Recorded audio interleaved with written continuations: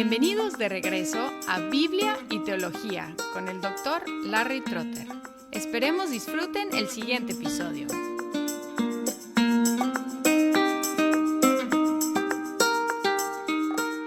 Después de considerar el estado de inocencia del ser humano, empezamos en el episodio anterior con el estado del pecado, hablando de cómo fue tentada la primera pareja. Y en esta segunda parte vamos a enfocarnos en la definición del pecado, qué es el pecado. Y a través de los siglos ha habido diferentes perspectivas sobre el pecado, en verdad deficientes, pero no necesariamente completamente falsas. Por ejemplo, el monje Pelagius consideró que el pecado es simplemente una cuestión de actos individuales. Él negó el concepto del pecado original, es decir, la corrupción y la culpa que heredamos de nuestros primeros padres. Agustín de Hipona, como parte de su apologética, enfatizó que el pecado no es nada, es decir, no tiene una presencia positiva en sí, sino que es la privación del bien, es la ausencia del bien, no la presencia de algo en sí.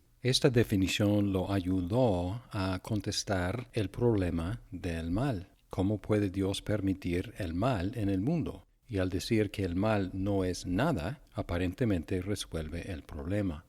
Tomás Aquino enfatizó que el pecado es el egoísmo, y en el Concilio de Trento definieron el pecado como la pérdida de la tendencia, pero no la capacidad de hacer el bien, que es una postura que podemos llamar semi-pelagiana, porque retiene la idea de Pelagius de que el ser humano, aun sin la gracia de Dios, tiene la capacidad de hacer el bien.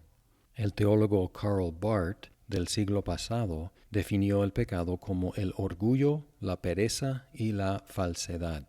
Y hay verdades en cada una de estas perspectivas. Por supuesto, el pecado se manifiesta en actos individuales, como dijo Pelagius. Es la ausencia del bien, en parte, según Agustín.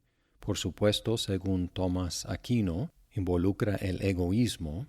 En cuanto a la definición de Trento, por supuesto, es la pérdida de la tendencia de hacer el bien, y con Karl Barth tenemos que afirmar que involucra el orgullo, la pereza y la falsedad. Sin embargo, ninguna de estas definiciones se enfoca en lo que dice la Biblia acerca del pecado. Un resumen, una definición breve encontramos en el Catecismo Menor, pregunta 14, que hace la pregunta ¿qué es el pecado? La respuesta es, el pecado es la falta de conformidad con la ley de Dios o la transgresión de ella. Lo que señala aquí el catecismo es que el pecado tiene referencia a la ley de Dios.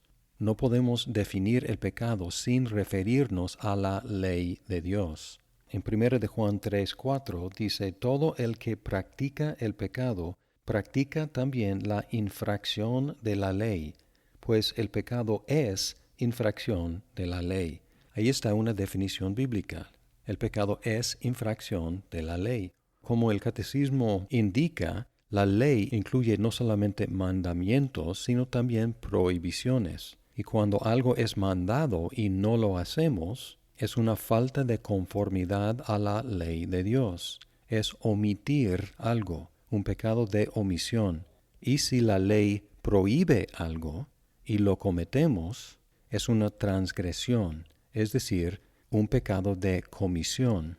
Así que consiste de falta de conformidad a los mandamientos o transgresión de las prohibiciones. Pecado puede ser de omitir lo que debemos hacer o hacer lo que no debemos hacer, pero en todo caso tiene referencia a la ley de Dios. El teólogo Sinclair Ferguson habla de 6 aspectos del pecado. Con referencia a la ley de Dios es anomía, es decir, estar en contra de la ley. Con referencia a la meta de Dios para la humanidad es perder el blanco. Con referencia a la autoridad de Dios sobre la humanidad es rebelión. Con referencia a la santidad de Dios es suciedad. Con referencia a la justicia de Dios es culpa, y con referencia a la comunión con Dios es muerte. Como Pablo escribió en Romanos 3, 23, la paga del pecado es muerte. Pero el resto de ese versículo anticipa el tercer estado del ser humano, que es el estado de gracia, concluyendo ese versículo, pero la dádiva de Dios es vida eterna en Cristo Jesús.